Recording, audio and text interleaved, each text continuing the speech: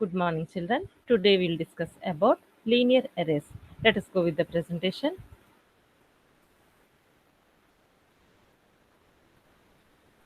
N element uniform linear arrays. Suppose for point to point communications, it is necessary to have a pattern with single beam radiation when at higher frequencies.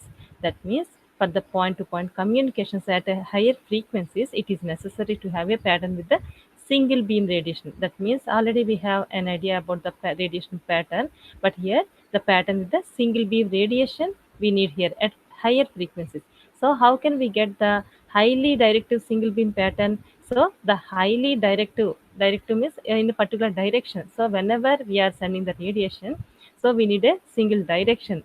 Highly directive single beam pattern can be obtained by increasing the point sources in the arrow from 2 to n. Say that means more than one point source up to n. So here to increase the point source, so here we have to increase the point sources to get the highly directive single beam pattern.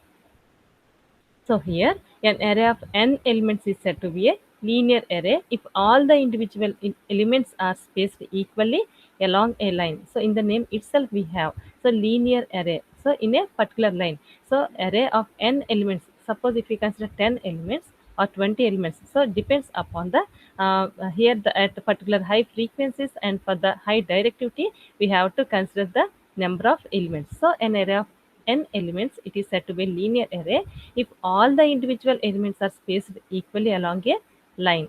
So here the space should be equal along all the elements along a line.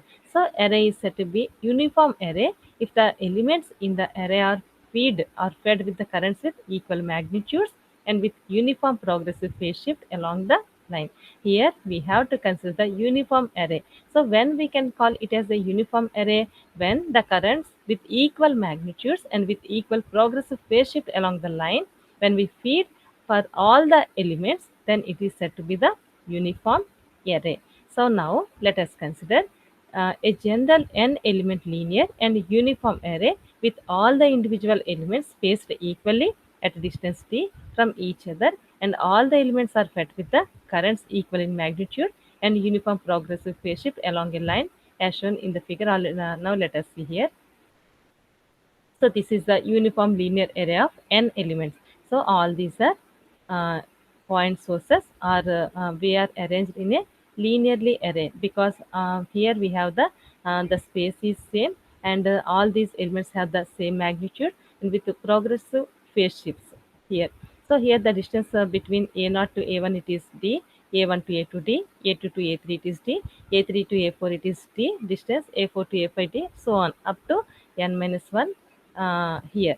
So this is the element a n minus 1. So all have the angles phi, and here these are the distance between all these point sources which are linearly arranged, and here at this is the point P which is far away from these current elements, and here if we observe the here path difference for all these arranged elements are d cos phi. So for each and everyone here we have the path difference d cos phi, and here this is the x-axis and this is the y-axis. So these are the uniform linear array of n elements which have the equal magnitude and also equal progressive phase shift. So here total resultant field at the distance point P is obtained by adding the fields due to the n individual sources vectorically. Hence we can write that means here we can obtain the resultant field at this point P.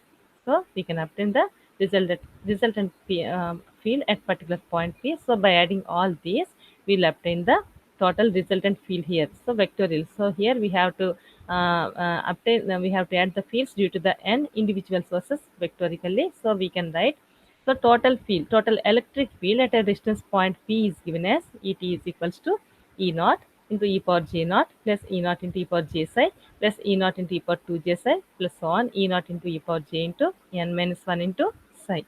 So here by taking common E naught, we will obtain Et equals to E naught.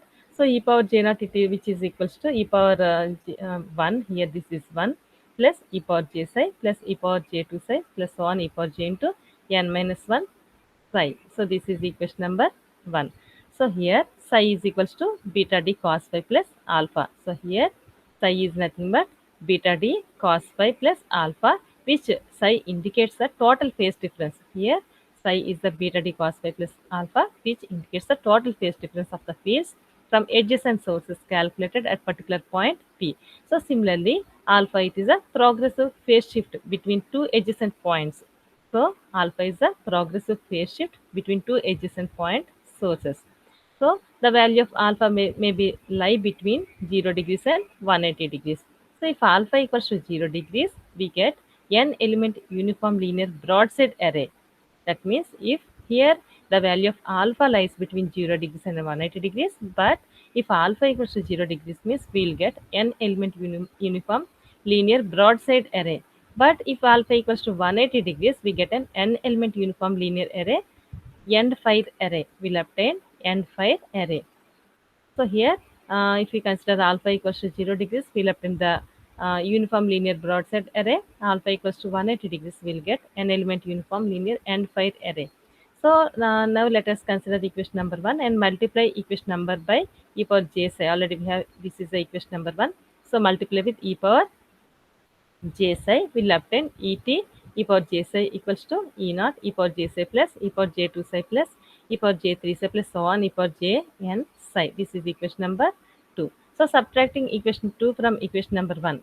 So by subtracting equation number 2 from equation number 1, we will obtain et minus et e power j psi equals to e naught 1 plus e power j psi plus e power j 2 psi plus so on plus e power j into n minus 1 psi minus e power j psi plus e power j 2 psi plus so on plus e power j n psi. So this is, we are subtracting equation 1 from equation number 2.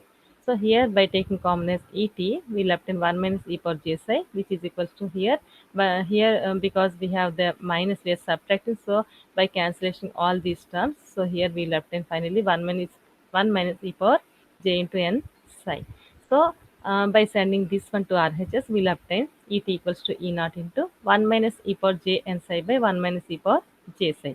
So simplifying mathematically, so by simplifying mathematically, we will obtain et equals to e naught into e power j n psi by 2 into e power minus j n psi by 2 minus e power j n psi by 2 by e power j psi by 2 into e power minus j psi by 2 minus e power j psi by 2. So this is by simplifying this equation number 3 mathematically, we will obtain this one. So according to the trigonometric identity, we have e power minus j minus e power j theta. E power minus j theta minus e power j theta equals to minus 2j sin theta. So already it is in the form of e power minus j minus e power j theta. So we will write in terms of minus 2j sin theta. So the resultant field is given by et equals to e naught into minus j 2 sin n psi by 2 into e power j n psi by 2 by minus j 2 n sin psi by 2 into e power j psi by 2. So here which is equals to et equals to e naught. So here 2j get cancelled, minus also get cancelled. So here sin n psi by 2 by sin psi by 2. So here e power m by e power n. So it is in the form of e power n minus e power n. So we are writing e power m minus n. So here by taking j psi as common, so e power j n minus 1 by 2 into psi. So this is equation number 4, which indicates the resultant field due to n element array at distance point P. Magnitude of the resultant field is given by, so here this is the magnitude and this is the theta. So this is magnitude from equation number 4 and this is theta. So magnitude of the resultant field is given by et equals to e naught sin n psi by 2 by sin psi by 2, and phase angle of the resultant field at point P is given by, so theta value equals to, so this one n minus 1 by 2. So theta equals to n minus 1 by 2 into psi, which is equals to n minus 1 by 2. Already we have psi value beta d cos phi plus alpha. So this is the phase angle theta of the resultant field at particular point P, and this is about the linear array.